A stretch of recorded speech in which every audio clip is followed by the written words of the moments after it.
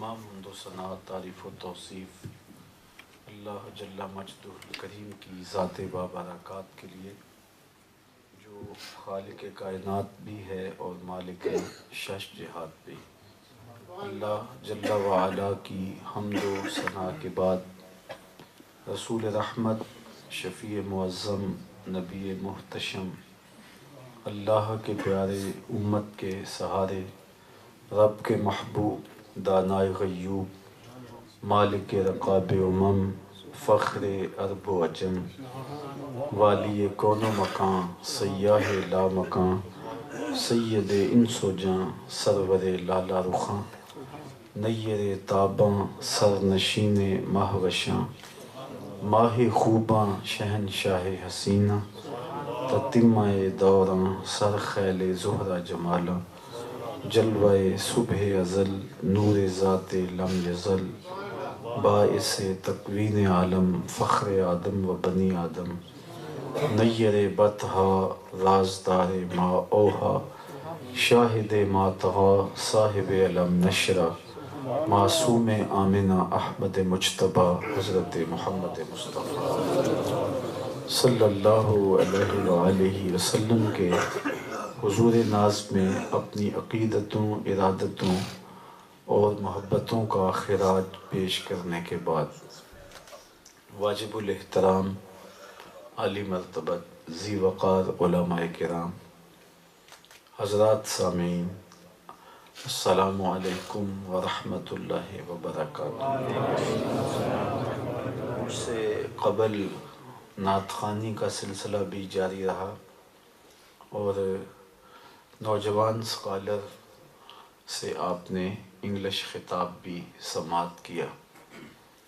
میں بھی تھوڑے وقت کے لیے چند باتیں آپ کے سامنے عرض کرنے کے بعد اجازت چاہ لوں گا۔ اللہ تعالیٰ میری زبان پر کلمۃ الحق جاری فرمائے۔ مجھے دوستوں نے مختلف عنوانات کی جانب توجہ دلائی ہے اور میں جو باتیں آپ کے سامنے رکھنا چاہتا ہوں ان میں وہ ساری باتیں امید ہے آ جائیں گی۔ آپ کی مجھے صرف توجہ چاہیے۔ ہمارے خطبہ آدھی تقریر خود کرتے ہیں، آدھی مجمع سے کرواتے ہیں، میں ساری خود ہی کروں گا، صرف مجھے آپ کی توجہ درکار ہو۔ اثر کرے نہ کرے سن تو لے میری فریاد، نہیں ہے داد کا طالب یہ بندہ آزاد۔ حضور کی محبت ایمان کی جان ہے، اور اگر یہ نہیں ہے تو کچھ بھی نہیں۔ اگر آپ مجھے پوچھیں کہ دین کیا ہے، ایک تو ہے کہ 3 گھنٹے کا لیکچر دیا جائے کہ دین یہ ہے، لیکن 2 لفظوں میں اگر آپ مجھ سے پوچھنا چاہیں تو مجھے علامہ اقبال کا لہجہ ادھار لینا پڑے گا۔ وہ فرماتے ہیں، دین سراپا سوختن اندر طلب، انتہائش عشق آغازش ادب۔ طلب محبوب میں تڑپنے کا نام دین ہے، ادب سے شروع ہوتا ہے عشق پہ ختم ہو جاتا ہے۔ جس دین میں ادب نہیں وہ دین نہیں ہے۔ اصحاب رسول کا ادب نہیں، اہل بیت نبوت کا ادب نہیں، اولیاء امت کا ادب نہیں، ذات رسالت مآب صلی اللہ علیہ وآلہ وسلم کا ادب نہیں، ذات باری تعالیٰ کا ادب نہیں۔ جس میں یہ دولت نہیں ہے تو وہ دین دین ہی نہیں ہے۔ تو حضور علیہ السلام کا ادب اور حضور کی محبت یہ دین ہے، اور آپ لوگ عصر سے لے کر اس وقت تک اسی محبت میں بیٹھے ہوئے ہیں، اور یقیناً حضور کا ذکر اہل ایمان کے لیے قلب اور روح کی تسکین کا سامان ہے۔ حضرت شیخ مہدی الفاسی مطالع المسرات شرح دلائل الخیرات میں لکھتے ہیں، حضور کا ذکر سن کر جس شخص کے کلیجے میں ٹھنڈ نہیں پڑتی، اس کے سینے میں دھڑکنے والا دل کسی مومن کا دل ہی نہیں۔ یہ ہو ہی نہیں سکتا کہ حضور کا ذکر ہو اور قلب کو قرار نہ پہنچے۔ لوگ پوچھتے ہیں کہ یہ کہاں لکھا ہے؟ لکھے کی کمی نہیں ہے، ہمارے علماء دلائل کے انبار لگا دیتے ہیں، لیکن میں کہا کرتا ہوں، کیا ذکر رسول کے لیے بھی کسی دلیل کی ضرورت ہے؟ کبھی ایسا ہوا ہے کہ پھولوں کا تذکرہ چھڑا ہو اور بلبل کہے کہاں لکھا ہے؟ بات شمع کی ہو رہی اور پروانہ دلیلیں ڈھونڈ رہا ہو، اور یہ بھی ممکن نہیں کہ بات سرکار مدینہ کی ہو رہی ہو اور امتی کو کسی دلیل کی ضرورت ہے۔ محب کے لیے اس سے بڑا سرمایہ کوئی نہیں کہ کوئی اس کے محبوب کا ذکر چھیڑ دے۔ آیت ذکر نعمان لنا فإن ذکرہ هو المسک ما کررتہ یتزوع۔ امام شافعی علیہ رحمہ فرماتے ہیں میرے ممدوح کی باتیں چھیڑو، ان کا ذکر ایسی کستوری ہے تم جو سے چھیڑتے جاؤ گے خوشبو پھیلتی چلی جائے گی۔ تو محب کے لیے محبوب کا ذکر قلب کی تسکین کا سامان ہے۔ میرے شہر کے ایک پنجابی شاعر ہیں، مجھے ان کا شعر یاد آیا، تینو سینے دی میں ٹھنڈا کھاں، تینو سینے دی میں ٹھنڈا کھاں، شہد گلاب تے کھانڈا کھاں۔ اور یہ انور مسعود صاحب مزاحیہ شاعر ہیں، لیکن نعت لکھنے پہ آئے تو قلم توڑ دیا۔ ان کا نام لبوں پر آئے میٹھا میٹھا منہ ہو جائے، ان کے بول بہاروں جیسے اور اصحاب ستاروں جیسے، ان سا پیارا اور نہ کوئی، ان سے بچھڑ کے لکڑی روئی، جب وہ سیر کو جایا کرتے سر پہ بادل سایہ کرتے۔ تو یقیناً حضور کا ذکر اہل ایمان کے لیے قلب اور روح کی تسکین کا سامان ہے۔ ہم ایسی محافل منعقد کیوں کرتے ہیں؟ کیا مقصد ہے ہمارا؟ سر شام سے آپ اس وقت تک کے لیے بیٹھے ہیں، اور جتنی دیر تک محفل جاری رہے گی اتنی دیر تک آپ موجود رہیں گے۔ تو کیا وجہ ہے کہ آپ ان محافل میں بیٹھتے ہیں اور بار بار حضور کا ذکر کیا جاتا ہے؟ تو یہ بات ذہن نشین رہے کہ یہ محافل ہماری نسلوں کے سینوں میں حضور کی محبت کو اجاگر کرنے کا سبب اور ذریعہ ہے، اور ہماری اس محبت کی تازگی کا سبب اور ذریعہ ہے۔ بطور مسلم والدین ہماری ذمہ داری ہے کہ ہم اپنی نئی نسل کو حضور کے پیار اور حضور کی محبت منتقل کریں۔ والدین کے ذمے اولاد کے جو فرائض ہیں، حقوق ہیں، تو اس کا تقاضا یہ ہے کہ ہم اپنی اولادوں کو جہاں بہت کچھ دے رہے ہیں وہاں سب سے اہم دولت حضور کا پیار بھی منتقل کریں۔ تو حضور کا پیار نئی نسل کے سینوں میں منتقل کیسے ہوگا؟ اور یہاں اور زیادہ ضروری ہے کیونکہ جس ماحول میں آپ زندگی گزار رہے ہیں اور دائیں بائیں کا جو ماحول ہے اس کے اثرات منفی طور پہ مرتب ہو سکتے ہیں، تو اس لیے آپ کو اور زیادہ ضرورت ہے کہ اس پہ محنت کریں اور اپنی اولاد کے سینے میں حضور کا پیار اجاگر کریں۔ تو کون سے ذرائع ہیں کہ جن کو ہم اختیار کر کے اپنی نئی نسل کے سینے حضور کی محبت سے آباد کر سکتے ہیں؟ تو یہ تو وہی بتا سکتا ہے جو حکیم الامت ہو، جو امت کے مرض کو بھی جانتا ہو اور اس کے علاج کو بھی جانتا ہو۔ تو علامہ اقبال علیہ رحمہ، جنہیں حکیم الامت کہا جاتا ہے، انہوں نے کہا کہ اگر آپ اپنی نئی نسل کے سینے میں حضور کا پیار ڈالنا چاہتے ہیں تو آپ کو 3 کام کرنے ہوں گے۔ اس کا لازمی نتیجہ یہ ہوگا کہ ان کے سینے میں حضور کا پیار پیدا ہوگا۔ اس نیت کے ساتھ سنیں کہ ہم اس پر عمل کر کے اپنی نسل کے سینے حضور کی محبت سے آباد کریں گے۔ سب سے پہلی شے، اقبال کہتے ہیں، اپنی اولاد کو کثرت کے ساتھ حضور پہ درود پڑھنا سکھاؤ۔ اس کا لازمی نتیجہ یہ ہوگا کہ ان کے سینے میں حضور کا پیار پیدا ہوگا۔ درود طبیعتوں میں شگفتگی پیدا کرتا ہے اور مزاج میں لطافت ڈال دیتا ہے۔ بعض والدین کو یہ شکایت ہوتی ہے کہ بچے بڑے اکھڑ ہیں، بات نہیں مانتے، تو میں کہتا ہوں کہ بطور وظیفہ انہیں درود کی تسبیح دیں۔ چند ہفتوں عشروں میں آپ نتیجہ دیکھ لیں گے کہ ان کے دلوں میں پیار پیدا ہو گیا، محبت پیدا ہوگی، اطاعت اور فرما برداری کا جذبہ پیدا ہو گیا۔ درود شریف کہ فوائد میں سے ایک فائدہ یہ ہے کہ یہ لطافت کے ساتھ ساتھ تقدس بھی پیدا کرتا ہے۔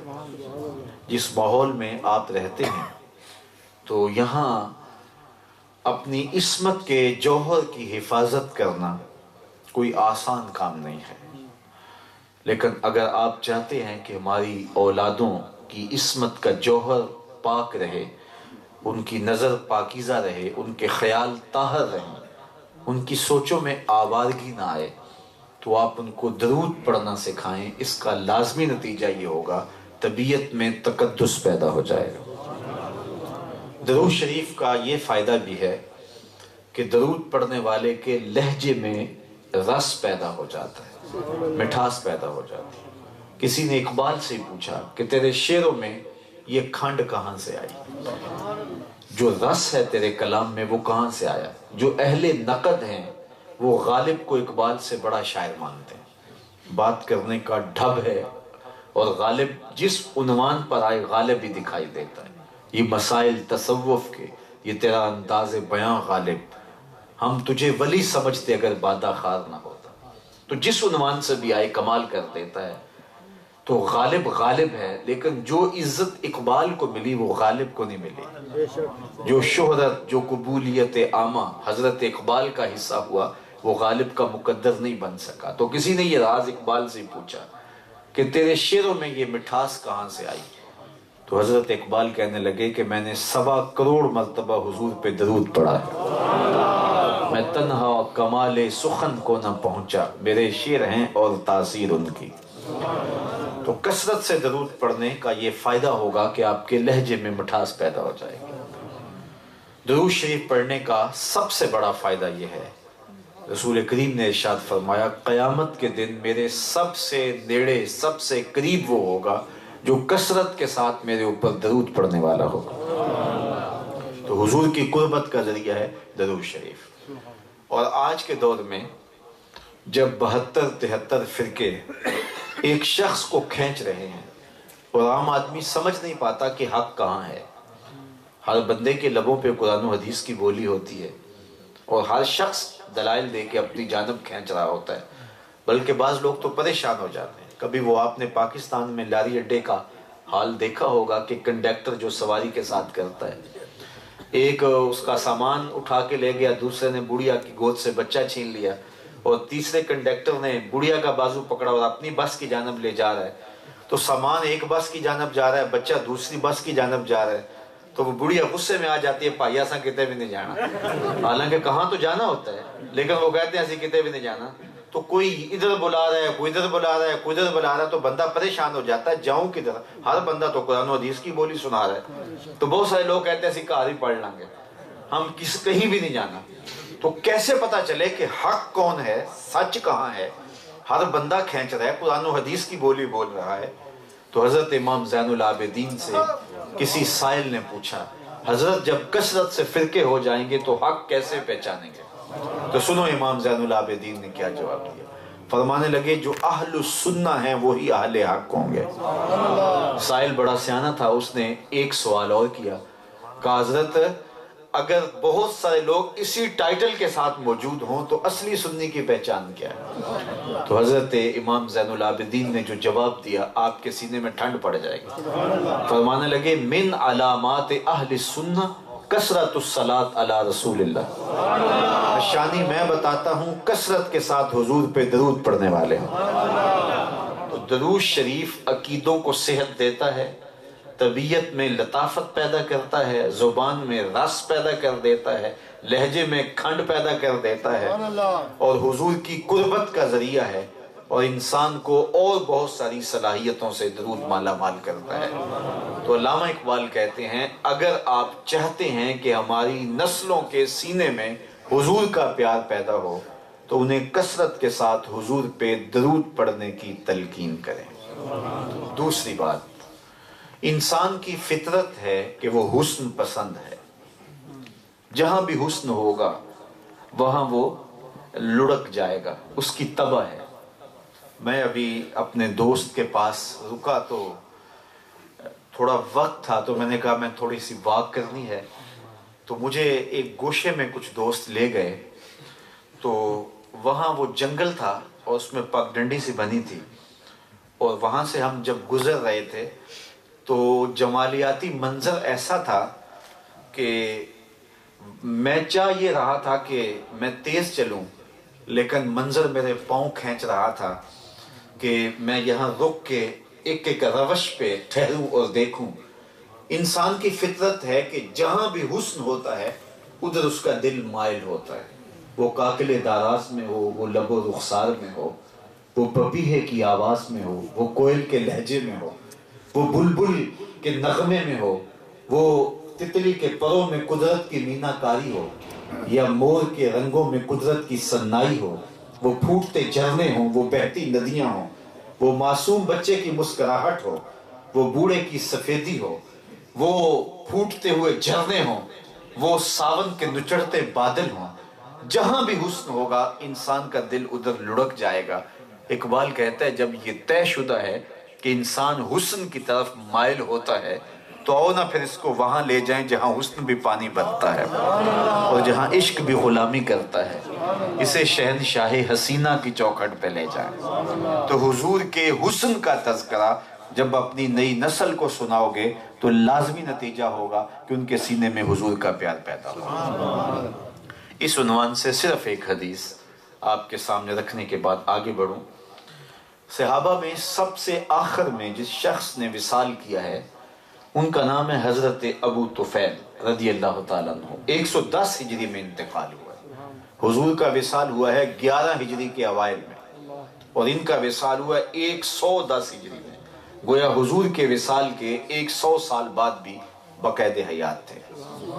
تو حضرت ابو طفیل حج کے موسم میں تشریف لائے، لوگوں کا ہجوم تھا، یہ اونچے ٹیلے پہ چڑھ گئے اور لوگوں سے مخاطب ہو کے کہا، لوگوں اس وقت روئے زمین پہ میرے علاوہ کوئی نہیں جس نے حضور کو دیکھا، آؤ مجھ سے حضور کی باتیں سنو۔ ناز ہے نا کہ میری آنکھوں نے حضور کو دیکھا۔ ہمارے استاد ہوتے تھے محمد علی حاشر صاحب، تو وہ مولانا ظفر علی خان کے مصاحب رہے، اور ان کا اس زمانے میں زمیندار اخبار چھپتا تھا تو اس کی شاہ سرخیاں وہ لکھتے تھے، کمال درجے کے کاتب بھی تھے۔ تو کبھی بات ہوتی تو بڑے فخر سے کہتے کہ میں مولانا ظفر علی خان کی صحبت میں وقت گزارا ہے، میں اقبال کی مجالس میں جاتا رہا ہوں۔ بلکہ اقبال کہتا ہے نسیم تشنا ہی نہیں اقبال کچھ اس پہ نازاں، فخر ہم کو بھی ہے شاگردی داغ سخنداں کا۔ اقبال کہتا ہے مجھے اس بات پہ ناز ہے کہ میں داغ دہلوی کا شاگرد ہوں۔ جس نے داغ دہلوی کو دیکھا وہ تو ناز کرے، جس نے اقبال کو دیکھا وہ تو فخر کرے، جس نے مولانا ظفر علی خان کی مصابہت اختیار کی وہ تو ناز کرے، اور جس کی آنکھوں نے جمال محمد عربی دیکھا وہ اپنے مقدر پہ ناز کیوں نہ کرے۔ تو حضرت ابو طفیل نے کہا لوگوں اس وقت روئے زمین پہ میرے علاوہ کوئی نہیں جس نے حضور کو دیکھا، آؤ مجھ سے حضور کی باتیں پوچھو۔ تو لوگ ہجوم کر کے آ گئے، لوگ جمع ہو گئے۔ اچھا حج کا موسم تھا تو لوگوں نے مسائل حج کے پوچھے ہوں گے نا۔ آپ جب حج پہ جاتے ہیں تو چونکہ اکثر لوگ زندگی میں پہلی بار آئے ہوتے ہیں، تو یا سال کے بعد بھی اگر کوئی آئے تو چونکہ سال کے بعد والی عبادت ہے تو لوگ مسائل پوچھتے ہیں۔ یہ ہر سال عید کے موقع پر عید کا طریقہ بتانا ہی پڑتا ہے، ہر سال بتانا پڑتا ہے کیونکہ سال کے بعد آئیے۔ تو حج تو زندگی میں پہلی مرتبہ کئی لوگ کر رہے ہوتے ہیں، تو ہر بندہ پوچھ رہا ہوتا ہے جناب طواف زیارت کیسے کرنا ہے، رمی جمار کیسے کرنا ہے، وقوف عرفہ کا طریقہ کیا ہے، مزدلفہ کے قیام کی صورت گری کیا ہوگی۔ تو ہر بندہ مسائل حج کے پوچھتا نظر آتا ہے۔ تو ایک صحابی مل گیا ہے تو تابعین نے پوچھا ہوگا نا کہ حضور نے وقوف کیسے کیا، مزدلفہ میں قیام کیسے کیا، لیکن تاریخ کا جواب نفی میں ہے۔ کسی نے حج کا مسئلہ نہیں پوچھا۔ کہا اچھا تم نے حضور کو دیکھا ہے؟ کہا ہاں۔ کہا صف لنا رسول اللہ صلی اللہ علیہ وسلم، بتاؤ حضور کا چہرہ کیسا تھا، حضور کی زلفیں کیسی تھی، حضور علیہ السلام کا حلیہ بیان کرو۔ تو حضرت ابو طفیل نے 3 لفظوں میں حضور کا حلیہ بیان کیا، صرف 3 لفظوں میں، اور ان 3 لفظوں کو یاد کر لو، دنیا تم سے پیار کرے گی۔ علماء نے لکھا ہے کہ جو شخص یہ چاہتا ہے کہ میں ہر دل عزیز ہو جاؤں، میں ہر دل عزیز ہو جاؤں، تو وہ حضور کے حسن کے قصیدے پڑھے، لوگ اس سے پیار کرنے لگ جائیں۔ میں دنیا کے جس کونے پہ بھی گیا ہوں مجھے بے پناہ پیار ملا ہے، وہ اس لیے کہ میرے اندر کوئی کمال ہے، واللہ ایسا نہیں ہے۔ میں کوئی بہت اچھا خطیب ہوں یہ بات بھی نہیں ہے، صرف ایک ہی بات ہے کہ میں حضور کے حسن کے قصیدے پڑھتا ہوں۔ تو سنیاسی بابے مر جاتے ہیں، نسخہ نہیں دے کے جاتے، میں آپ کو نسخہ بتا کے جا رہا ہوں۔ اگر آپ چاہتے ہیں کہ لوگ ہم سے پیار کریں تو حضور کے حسن کے قصیدے پڑھا کرو، لوگ تم سے پیار کریں گے۔ تو یہ 3 لفظ ہیں، یاد کر لیں، حضور کے حلیہ نگاروں میں آپ کا نام بھی آ جائے۔ تو حضرت ابو طفیل نے 3 لفظوں میں حضور کا حلیہ بیان کیا۔ پوچھا بتاؤ حضور کیسے تھے؟ انہوں نے کہا کان رسول اللہ صلی اللہ علیہ وسلم ابیض ملیحا مکسدا، ایک تو چٹے رنگ کے تھے، ایک حسن نمکین تھا، اور ایک ہر معاملے میں توازن تھا، اور یہ کمال حسن ہے۔ حضور کے لیے ابیض کا لفظ استعمال کیا، یہ خاندانی طور پہ حضور کے لیے یہ لفظ استعمال ہوتا تھا۔ حضور کے دادا نے حضور کا عرفی نام رکھا تھا، لاڑ سے جب حضور کو پکارتے تو کہتے یا ابیض، اے گورے رنگ والے، تو انہوں نے بھی ابیض کا لفظ استعمال کیا۔ بلکہ حضور کے چچا بھی حضور کے لیے یہی لفظ استعمال کرتے ہیں۔ جب قحط پڑ گیا مکے میں اور بارش نہیں ہو رہی تھی تو لوگ حضور کے چچا جناب ابو طالب کے پاس آئے کہ جناب بارش نہیں ہو رہی اور آپ اولاد اسماعیل سے ہیں، تو آپ اللہ کی بارگاہ میں دعا کریں۔ کہا آؤ سین حرم میں چلتے ہیں، تم بھی اور میں بھی آتا ہوں اور وہاں دعا کرتے ہیں۔ لوگ جمع ہو گئے تو حضور کو ساتھ لیا، 8 سال کی عمر تھی حضور کی، اور کعبۃ اللہ کی دیوار کے ساتھ حضور کی پشت لگائی اور ایسے ہاتھ کھڑے کر کے حضور کے چچا نے کہا مالک اس گوری رنگت والے کے صدقے می ڈال دے۔ کہتے ہیں لوگ ابھی گھروں کو نہیں پہنچے تھے کہ چھم چھم بارش برسنے لگی، لوگ بھیگ کے گھروں کو گئے۔ بعد میں جب حضور نے اعلان نبوت کیا تو قریش نے انکار کیا، حتیٰ کہ حضور علیہ السلام اور خاندان کا سماجی بائیکاٹ کر دیا۔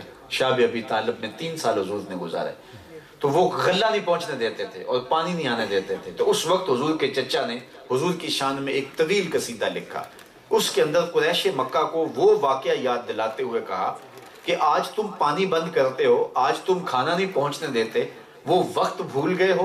وَأَبْيَضُ يُسْتَسْقَى الْغَمَامُ بِوَجْهِهِ زَمَالُ الْيَتَامَى عِصْمَةٌ لِلْأَرَامِلِ، یہ وہی میرا گوری رنگت والا بھتیجا ہے جس کے چہرے کو دیکھ کے امڑ کے بادل آیا کرتے تھے۔ تو یہ ابیض کا لفظ خاندانی طور پہ حضور کے لیے استعمال ہوتا رہا۔ تو انہوں نے کہا ابیض، ایک تو چٹا رنگ تھا، دوسرا فرمایا ملیحن، حسن نمکین تھا۔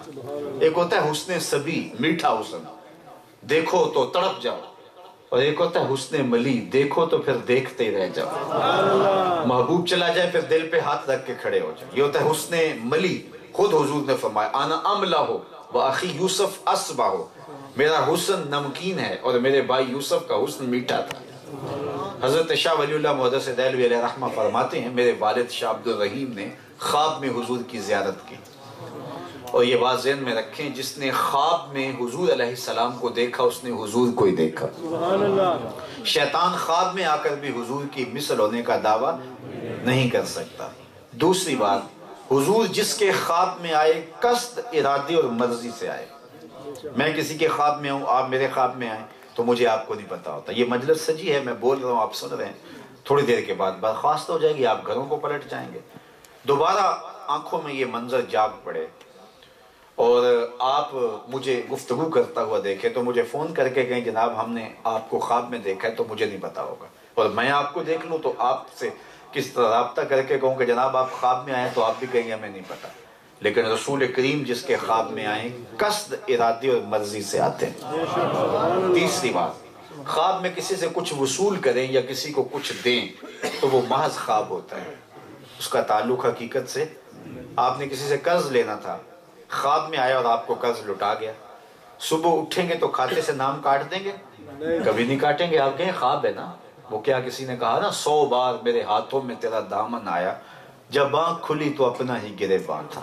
کچھ نہیں ہوتا، خواب محض خواب ہوتا ہے۔ لیکن اگر حضور خواب میں کسی کو کچھ عطا کرے تو یہ امام بوسیری سے پوچھو، رات چادر ملتی ہے، صبح اٹھتے ہیں کندھوں پہ موجود ہوتی ہے۔ حضور اگر عطا کرتے ہیں تو حقیقت میں عطا کرتے ہیں۔ امام سخاوی نے قول البدیع کے اندر لکھا ہے کہ ایک شخص حضور کے روضے پہ حاضر تھا اور کہتا کہ انا ضیفک، حضور میں آپ کا مہمان ہوں اور آپ کے ہوتے ہوئے کسی اور در پہ نہیں جانا۔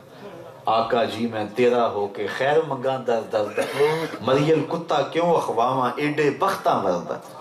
اور میرے امام بولے کون دیتا ہے دینے کو منہ چاہیے، دینے والا ہے سچا ہمارا نبی. کوئی دیتا بھی تو نہیں نا، اور چند ٹکڑے اگر جھولی میں ڈال بھی دے تو ساری زندگی جتلائے گا.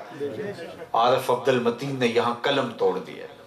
وہ کہتا ہے اور جتنے بھی سہارے ہیں سبق کرتے ہیں، عزت نفس بڑھاتا ہے سہارا تیرا. ہر آسرا کمزور کرتا ہے، نبی کا آسرا سر بلند کرتا ہے. کسی چودھری کا مانگت ہو سر اٹھا کے چل سکتا ہے کہ میں فلاں چودھری کا مانگت ہوں، اور جس کو خیرات مدینے سے ملی ہو. اور جتنے بھی سہارے ہیں سبق کرتے ہیں، عزت نفس بڑھاتا ہے سہارا تیرا. اسی لیے میرے امام نے مشورہ دیا ٹھوکریں کھاتے پھرو گے ان کے در پہ پڑ رہو، قافلہ تو اے رضا اول گیا آخر گیا. اور کسی نے کہا مرنے کی طرف دیکھ نہ جینے کی طرف دیکھ، جب چوٹ پڑے دل پہ مدینے کی طرف. تو وہ شخص کھڑا ہی حضور کے روضے پہ، آنا ضیفوں کا، میں آپ کا مہمان ہوں، میں تو کسی سے نہیں مانگنا. یہ کہتے کہتے آنکھ لگ گئی. اچھا کیا دیکھتا ہے کہ حضور تشریف فرما ہے، حضور کے ہاتھ میں روٹی ہے، فرمایا خذ لے لے. کہتا ہے میں نے خواب میں وصول کر لی، بھوک اتنی شدت کی تھی کہ میں نے خواب میں کھانا شروع کر دی. ابھی آدھی کھائی تھی کہ میری آنکھ کھل گئی. جب آنکھ کھلی تو دوسرا ٹکڑا میرے ہاتھ میں موجود. حضور عطا کریں تو حقیقت میں عطا کریں. چوتھی بات بھی سن لیں. حضور نے ارشاد فرمایا، صحیح بخاری کی روایت ہے، من رآنی فی المنام فسیرانی فی الیقظہ. جس نے مجھے خواب میں دیکھا ان قریب جاگتے بھی دیکھ لے گا. علماء نے کہا ساری زندگی نہ بھی دیکھ سکا، جب سانس ٹوٹ رہی ہوگی رخ محبوب سامنے ہوگا. اور مجھے بتاؤ اگر اس وقت حضور کا دیدار مل جائے تو اور کیا چاہیے. سوکھا نکلے سا ظہوری جے ویخ لمحہ مکھ تیرا. اگر اس وقت حضور کا دیدار مل جائے تو شاہ ولی اللہ محدث دہلوی فرماتے ہیں میرے والد شاہ عبد الرحیم نے خواب میں حضور کی زیارت کی. اچھا زیارت کی اور پوچھا حضور علیہ السلام آپ کا فرمان ہے انا املہ واخی یوسف اسبہ، میں نمکین حسن والا ہوں اور میرا بھائی یوسف میٹھے حسن والا تھا، تو وہاں تو زنان مصر کی انگلیاں کٹ گئیں اور یہاں ایسا کوئی واقعہ پیش نہیں آیا، تو اس کی کیا وجہ ہے؟ تو حضور نے جو جواب دیا وہ سننے کے قابل ہے. فرمانے لگے جمالی مستور عن اعین الناس، اللہ نے میرے حسن کو لوگوں کی نظروں سے چھپا کے رکھا ہے. غیرت من اللہ، غیرت محبت کی وجہ سے، چونکہ کوئی محب نہیں چاہتا کہ میرا محبوب کوئی دیکھے. یہ تو یہاں کے محبوب دکھائے جاتے ہیں نا، لیکن یہ غیرت ہے محب کی. وہ قتیل شفائی نے کہا نا کہ اس حد تلک بڑھ گئی ہے بے اعتمادی، اس حد تلک بڑھ گئی ہے بے اعتمادی کہ تجھ کو تجھ سے بھی چھپانا چاہتا ہوں. وہ کہتے ہیں میری آرزو یہ ہے کہ تو آئینہ بھی نہ دیکھے. تو کہا اس نے غیرت محبت کی وجہ سے میرے حسن کو لوگوں کی نظروں سے چھپا کے رکھا ہے. اور حضرات صوفیہ علیہ رحمہ لکھتے ہیں کہ علیہم الرضوان لکھتے ہیں کہ حضور کے حسن پہ 70,000 پردے بشریت کے ڈالے گئے، اور اگر حضور علیہ السلام کا حسن پوشیدہ نہ ہوتا تو کوئی تاب ہی نہ لا سکتا. اور صرف چند صحابہ ہیں جو حضور کا حلیہ بیان کرتے ہیں. ان میں حضرت حسان بن ثابت کہتے ہیں کہ میں جو حضور کا حلیہ بیان کرتا ہوں تو میرے پاس حضور کو دیکھنے کا ایک طریقہ آ گیا تھا. وہ کیا تھا؟ فلما نظرت الی انوارہ فودعت کفی علی عینی خوفا من ذہاب بصری. میں اپنی آنکھوں پہ انگلیاں رکھ کے انگلیوں کی اوٹ سے حضور کے چہرے کو دیکھتا تھا کہ حضور کے جلووں کی چمک سے آنکھوں کی بینائی نہ جاتی رہے. یہ کون کہہ رہے ہیں؟ حضرت حسان بن ثابت رضی اللہ تعالیٰ عنہ. اور آپ جانتے ہیں کہ حضرت حسان رضی اللہ تعالیٰ عنہ شاعر ہے، اور شاعر حسن دیکھنے میں بڑا دلیر ہوتا ہے، اور حسن بھی چھپا ہوا اور دیکھنے والا بھی شاعر، اور پھر بھی انگلیاں رکھ کے دیکھے. اور اگر حسن بے نقاب ہوتا تو کیا ہوتا؟ یہی بہتر ہے کہ وہ پردے میں رو پوش رہے، وہ اگر پردہ اٹھا دے تو کسے ہوش رہے. تو یہ پوشیدہ ہے حضور کا حسن. تو حضرت ابو طفیل نے کہا ملیح دوسری شان کہ حضور کا حسن نمکین تھا. تیسری بات مقصدہ، متوازن، ہر معاملے میں توازن. ابل الذراعین والساعدین والزندین، ہاتھ کلائیاں بازو برابر. اسی طرح سوا الصدر والبطن، سینہ اور پیٹ برابر. پیٹ اٹھا ہو سینہ پیچھے ہو تو حسن زائل ہو جاتا ہے.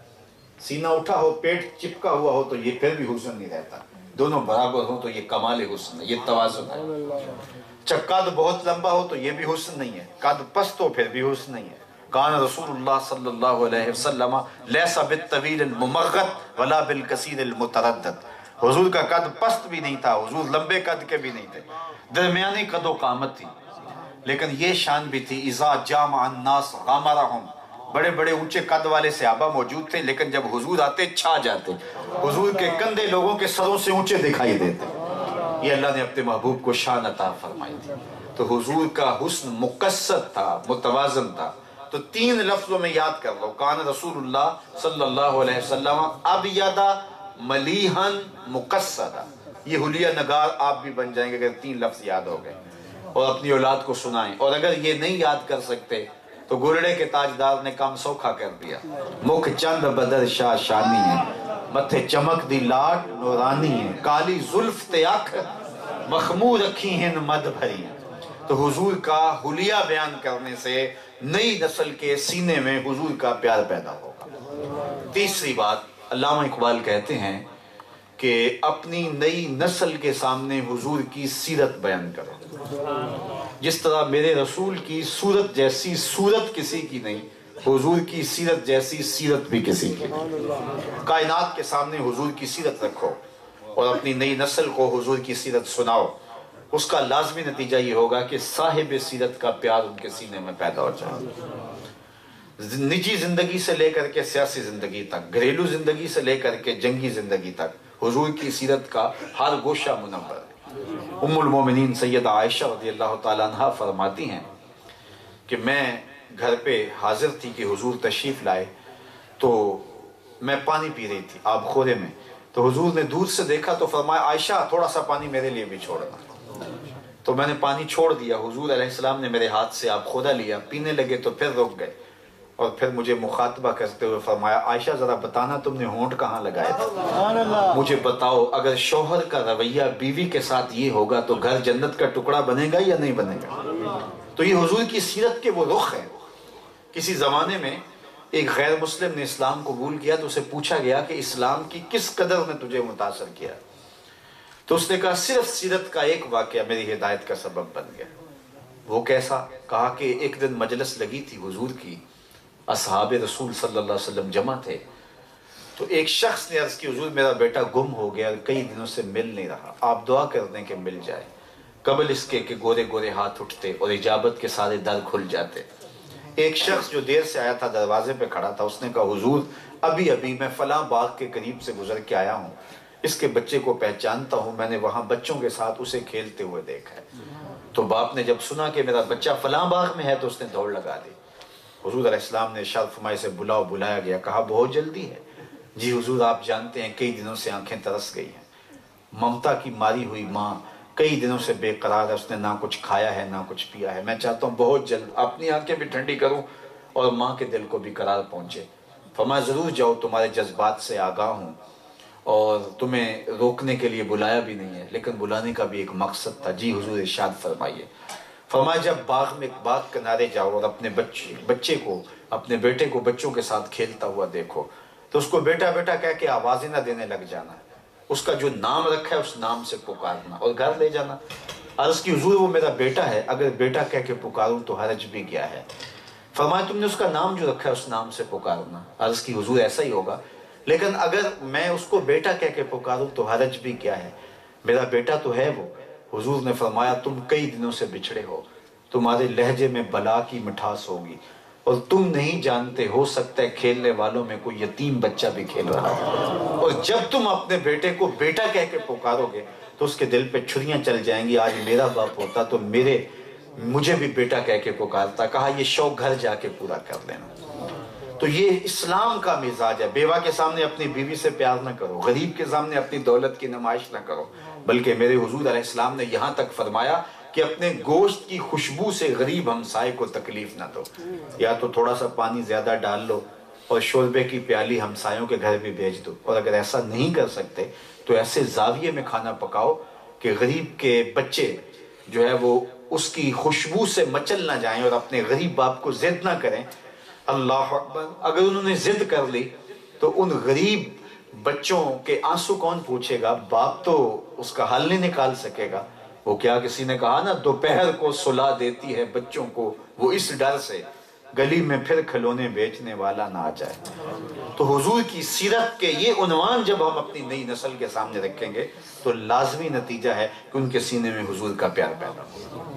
اور میں آپ کو کہتا ہوں کہ یہ تینوں چیزیں محفل میلاد میں موجود ہوتی ہیں۔ حضور علیہ السلام پہ بار بار درود بھی پڑھا جاتا ہے، حضور علیہ السلام کا حلیہ بھی بیان کیا جاتا ہے، نظم میں بھی اور نثر میں بھی، نعت کی صورت میں بھی، اور حضور علیہ السلام کی سیرت بھی علماء بیان کرتے ہیں۔ تو یہ تینوں چیزیں یکجا ہوتی ہیں محفل نعت میں، جو ہے وہ محفل میلاد میں۔ تو محفل میلاد نئی نسل کے سینے میں حضور کا پیار منتقل کرنے کا ایک زود اثر ذریعہ ہے۔ صرف اتنے کام کرنے کی ضرورت ہے کہ ہم اپنی محافل کو پیشہ وروں سے بچا لیں۔ یہ جب سے ہماری محافل پہ پیشہ وروں کا قبضہ ہو گیا ہے، اس وقت سے ان کا اثر زائل ہو گیا ہے۔ جو گھر سے چلنے سے قبل کہتے ہیں کہ اتنے پیسے میرے اکاؤنٹ میں بھیج دو، اور پھر جب نوٹ برس رہے ہوتے ہیں تو ان کے عشق کو گرمی چڑھتی رہتی ہے، اور جب نوٹوں کی بارش تھم جاتی ہے تو ان کا عشق بھی ٹھنڈا ہونا شروع ہو جاتا ہے۔ اور یہ بے عمل اور بد عمل لوگوں نے اہل سنت کے اس فکر کو اور محفل میلاد کے جو نتائج ہیں ان کو کھٹائی میں ڈال دیا ہے۔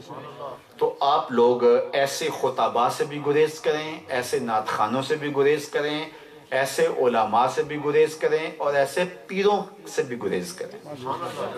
پیر کی صدارت کے بغیر بھی جلسہ ہو جائے گا، کوئی آخر نہیں آ جاتے۔ اور مؤثر جلسے کریں، تھوڑے وقت میں کریں، ساری رات نہ لگائیں۔ فجر کی نماز ضائع ہوگی تو کوئی فائدہ نہیں ہے ساری رات کا۔ تو لوگوں کو مخصوص وقت میں بلائیں، با مقصد بات ہو، اور جو آنے والے آئیں، یار نہ اچھی آواز ہو۔ یہ کوئی لازمی نہیں ہے کہ قیامت کے دن آپ سے پوچھا جائے گا کہ 10,000 آدمی جمع کیوں نہیں کیا۔ آپ 10 آدمی اکٹھے کر لیں، اور پڑھنے والے کی آواز بہت اچھی نہ بھی ہو لیکن پڑھ رہا ہو دل سے۔ اشہد بلال عند اللہ اشہد، بلال کا اشہد اللہ کے ہاں اشہد ہی مانا جاتا ہے۔ تو خلوص یہاں دیکھا جاتا ہے، یہاں چہرہ اور چہرے کا تل نہیں دیکھا جاتا، یہاں دل دیکھا جاتا ہے۔ اس لیے اپنی محافل کو جو ہے وہ پیشہ وروں سے محفوظ رکھیں، ہر طرح کے پیشہ وروں سے اپنی محافل کو بچائیں، منظم کریں، مرتب کریں۔ میں سمجھتا ہوں کہ یہ محافل میلاد ان 3 چیزوں کا مجموعہ ہوتی ہیں، اور اس سے لازمی نتیجہ یہ ہے، حکیم الامت کہتے ہیں کہ عشق رسول نئی نسل میں پیدا ہوگا۔ اور اگر نئی نسل محفل کے بعد سوال کرے کہ یہ کیا ہے، یہ کیا ہے، یہ کیا ہے، تو پھر نتیجہ پیدا نہیں ہوا، الٹا جو ہے وہ تنقید پیدا ہوئی، تو پھر ہم نے سوچنا ہے کہ ہم اپنے انداز کو کیوں نہیں بدلتے۔ اتنا عرصہ ہو گیا ہے کہ ہم اس چیز سے نقصان اٹھا رہے ہیں، اور یہ ہمارا سرمایہ کہاں جا رہا ہے، لیکن ہم اپنا طریقہ بدلنے کے لیے کیوں آمادہ نہیں ہیں، کیوں تیار نہیں ہیں۔ اور اگر ہم اپنا طریقہ بدلنے کے لیے آمادہ نہیں ہیں، تیار نہیں ہیں، تو خدا بھی اس قوم کی حالت نہیں بدلتا جو اپنی حالت خود نہیں بدلتی۔ آج جہاں جاتے ہیں تو یہ رونا ہوتا ہے کہ اہل سنت پیچھے رہ گئے ہیں، لیکن ہم پیچھے کیوں رہ گئے اس کے اسباب پہ بھی ہم غور کریں، اور صرف غور نہیں کریں بلکہ عملی قدم اٹھائیں۔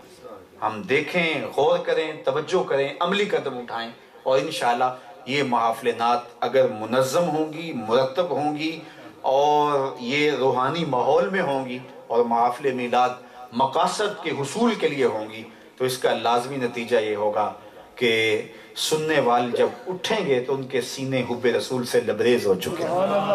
اور حب رسول وہ دولت ہے، اگر نصیب ہو جائے۔ یہ تفرقے کیوں ہیں؟ حب رسول کی کمی کی وجہ سے۔ میں یہاں ایک بات کہنا چاہتا ہوں کہ ہر محبت توڑتی ہے، لیکن رسول اللہ کی محبت جوڑتی ہے، محبتیں تقسیم کرتی ہیں۔ ایک کے چاہنے والے 2 رقیب کہلاتے ہیں نا، کہ یہ میرا محبوب ہے، تم نے کیوں دیکھا، لڑائی ہو گئی۔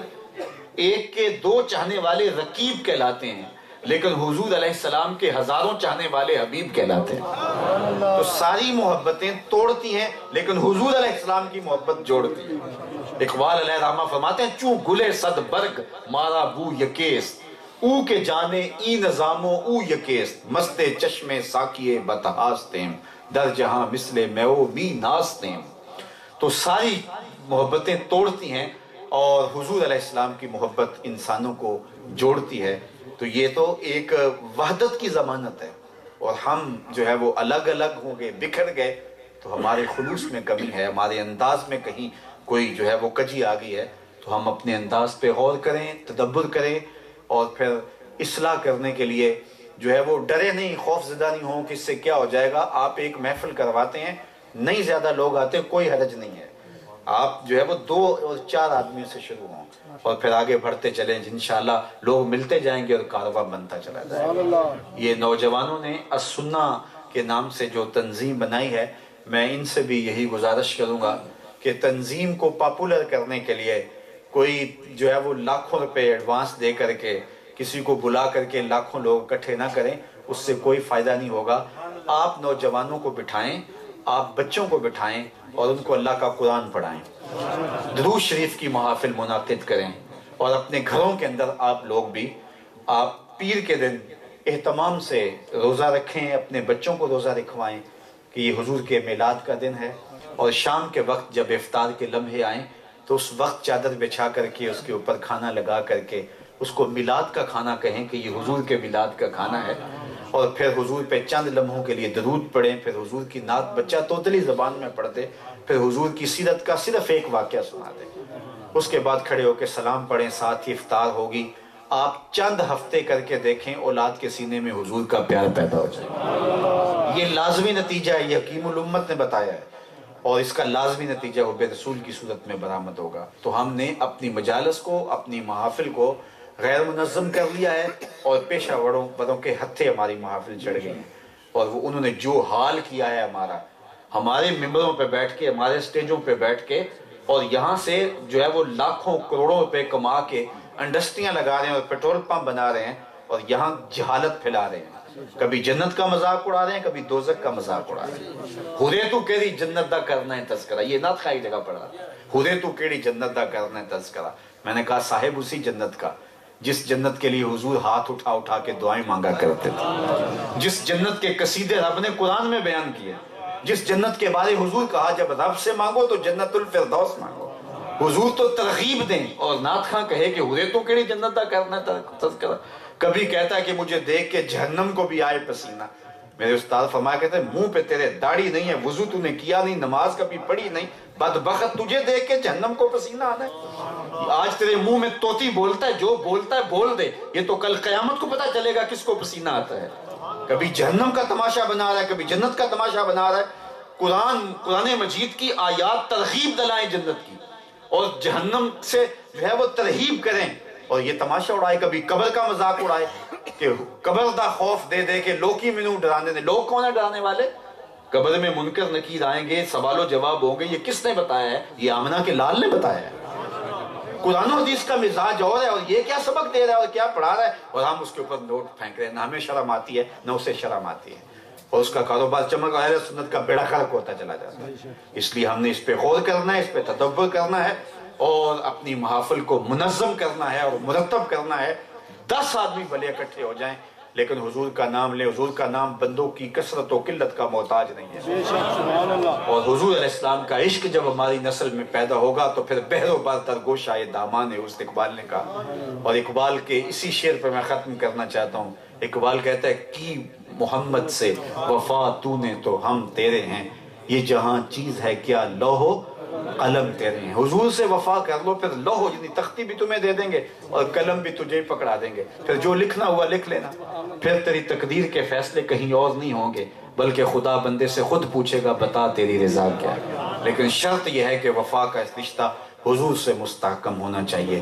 اللہ آپ کی اس مجلس کو اپنی بارگاہ میں قبول فرمائے، اور ہمیں آخری سانس تک حضور کا وفادار ہے، اور ہمیں حضور کی غلامی میں زندگی دے، اسی غلامی میں موت دے۔ وسعت دل تو بہت تھی، وسعت صحرا کم ہے، اس لیے مجھ کو تڑپنے کی تمنا کم ہے۔ میرے دوست مجھے کہہ رہے تھے کہ آپ گھنٹہ سوا گھنٹہ خطاب کریں۔ میں نے کہا کہ میں 40 اور 45 منٹ کے درمیان خطاب کرنے کی عادت رکھتا ہوں، اور میرا خیال ہے کہ یہ بھی شاید زیادہ وقت ہے، تو اس کے بعد خود بخود میں رک جاتا ہوں۔ حضرت برا بن عازب رضی اللہ تعالیٰ عنہ فرماتے ہیں کنت اصلی مع رسول اللہ صلی اللہ علیہ وسلم فکانت صلاتہ قصداً و خطبتہ قصداً۔ میں حضور کے پیچھے نماز بھی پڑھتا تھا اور حضور کا خطبہ بھی سنتا تھا، حضور کی نماز بھی زیادہ لمبی نہیں ہوتی تھی اور خطبہ بھی زیادہ لمبا نہیں ہوتا تھا، تو مجھے ڈر لگتا ہے کہ میں خطبہ لمبا کروں۔ انہی الفاظ پہ اپنی گفتگو کو چھوڑتا ہوں۔ وآخر دعوانا ان الحمد للہ۔